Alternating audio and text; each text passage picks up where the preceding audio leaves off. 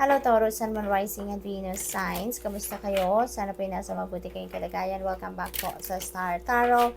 Kung bago kayo dito, welcome din kayo. Thank you sa inyong support. I truly appreciate it. God bless you all. O na mensahe ni Taurus for the month, we have 7 of Cups. Ayan. So this is a beautiful energy. In a way dahil multiple opportunities ito na parating sa inyo, Taurus. And yung mga opportunities na ito could be in any area of life, no? Maaaring oportunidad ito para sa isang bagong trabaho, karera, negosyo, travel, relationship. It could be anything, no? Depende sa inyong sitwasyon. So, what else? We have 3 of Swords. Ayan. So, ang iba sa inyo dito may heartbreak, ano, Taurus? Maring nagagaling kayo sa isang masalimuot na sitwasyon. Maring yung heartache and heartbreak na to maybe linked sa relationship. Maaring sa relationship sa person ninyo, relationship ninyo sa kapamilya, sa kaibigan. Maaring na-betray kayo dito, maaaring napagsinungalingan kayo dito. So, this could be involving someone na close to your heart. Kaya masakit, no? Na nagawan kayo ng hindi maganda or hindi ninyo ikinatuwa, no? Maaaring ganon. Posible din ang heartbreak na to is related dito sa 7 of Cups energy. Kasi maaaring meron ditong missed opportunity kayo. No, maaaring meron ditong oportunidad na nag-slip away sa inyo because of wrong decision, of maybe wrong choice, no? Taurus, posibleng ganun din ang ganap. So, it could be anything, depende sa inyong sitwasyon, okay? So, kung ano lang magra-resonate po sa inyo, yun lang ang kukunin ninyo. 10 of Cups, yan, napakaganda nito. Napakagandang shift ng energy ito kasi this is domestic happiness, this is domestic bliss. Masaya ang bawat isa dito sa pamilya ninyo, no? So, posibleng this is already happened in the past. Maybe this is in the past, no? Or at least ito, maaring nakaraan na to at maaring papunta na kayo dito sa healing energy, no? Kaya makakarating na kayo dito sa happiness, no? Dito, maaring you have a very supportive family, no? Dito naman sa 3 of Swords, maaaring person ninyo to or kaibigan, no, ang nakapagdulot ng hindi magandang pakiramdam sa inyo dito.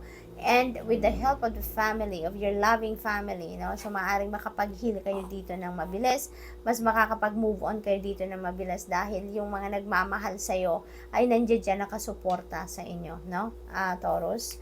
What else? We have the Emperor energy. Everything is going to be back in order na. So, posible talaga na nakaraan na to si 3 of Swords. Maaring mabilis kayo makaka-recover dito, no, Taurus. May babalik nyo din ang balanse sa buhay ninyo soon. Magiging maayos ang lahat. Magiging balanse na muli ang buhay ninyo. Posible din dito na yung father figure ninyo, no, ito yung siguro number 1 ano ninyo, supporter. Maaring you're dealing with that person sa ngayon. Maybe siya yung nagpupush sa inyo na kaya ninyo yan, nag-encourage sa inyo, tumutulong sa inyong dumiskarte, magdesisyon. So, posibleng ganun ang ganap dyan, no? What else? We have the Devil energy. Maybe you are dealing with another earth sign, which is Capricorn. Taurus, maybe you're dealing with a Capricorn dito, or maybe you are you have a Capricorn placement sa inyong chart, no, Taurus? Posible din na meron kayong ano dito, fear, meron kayong obsession, meron kayong procrastination na nararamdaman dito. But, you know what? Posibleng makaalis na kayo sa energy na yan. Posibleng makapag-break away na kayo or break free from that energy dahil meron na tayong Emperor, which is pagbabalik sa balanse, pagbabalik sa order, pagbabalik sa tamang wisyo, 'di ba? So, posibleng at this time ma-realize niyo to na tama na to. This is enough, no? This is it. No? Parang hindi na ako masaya dito. Hindi ito ang para sa akin, hindi ito ang dapat na ginagawa ko, hindi ito yung dapat kong pagfokusan, no? So, maaring yan ang magiging rason or yan ang magiging yun ang dadating sa isip ninyo, sa damdamin ninyo, kaya you're going to break free from this energy. We have the Magician energy. Dito naman sa Magician, this is about putting away procrastination. Sa Magician energy, this is your pagkakataon na gawin na ang lahat, no? Na magpakatatag na kayo at simulan na kung ano man yung mga plano ninyo. Magro-roll out na kayo dito ng kung ano man ang binabalak ninyo, mga ideas ninyo, you're ready to roll that out, no? With the Magician energy. So, now is the time for you to get up, no? And take action. At yun talaga ang siguro maiisipan ninyo at yun ang gagawin na ninyo at this time. So, tignan natin kung ano naman yung mga mensahe para sa inyo pagdating sa love life. Taurus, we have fun times. Ayan, panahon para magsaya, no? Have fun. Maaring meron kayong a-attendan event, kasama ninyo yung person ninyo. Maaring magpapaparty din kayo, yung gano'n. So, chillin lang, siguro ang ganap dito for some of you, Taurus.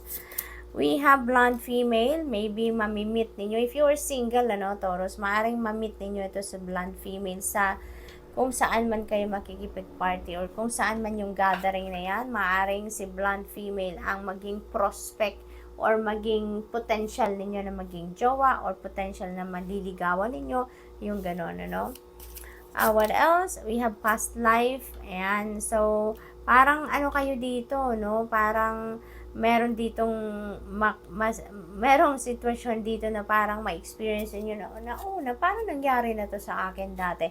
Parang kilala ko na tong taong ito. Parang may mamimit siguro kayo. This could be the blonde female, no, na mamimit ninyo dito at bigla na lang may isip ninyo na parang nagkita na kami ng taong ito before. Parang magkakilala na kami or parang ang tagal ko nang kakilala to. So, parang may ganun, may deja vu, no, na mangyayari dito. So, that could be someone, na nakilala nyo na talaga or you have a history with in your past life, no, Taurus. So, maaring ganun. At magbabalik siya sa ngayon, maaring mag-cross muli ang inyong landas talaga sa ngayon, So, what else for money, career, and finances nyo naman? Entrepreneur, maaring you are shifting to working 9 to 5 job, pag-iempleyo, at kayo ay magbe-business na. Maaring kayo ay nagbabalak na maging entrepreneur, no? Magne-negosyante na kayo ngayon, Taurus. So, good luck po. So, what else, Taurus? We have training. Ayan. So, ang iba sa inyo dito, parang may training workshop na pupuntahan, no? Maaring yung training na to is, siguro nag-franchise kayo, no, of something. At kaya, yun ang sisimulan ninyo negosyo. At ngayon, siguro, training muna kayo, mag-attend kayo ng workshop, mag-attend kayo ng training, para sa pagsisimulan ng negosyong ito, no?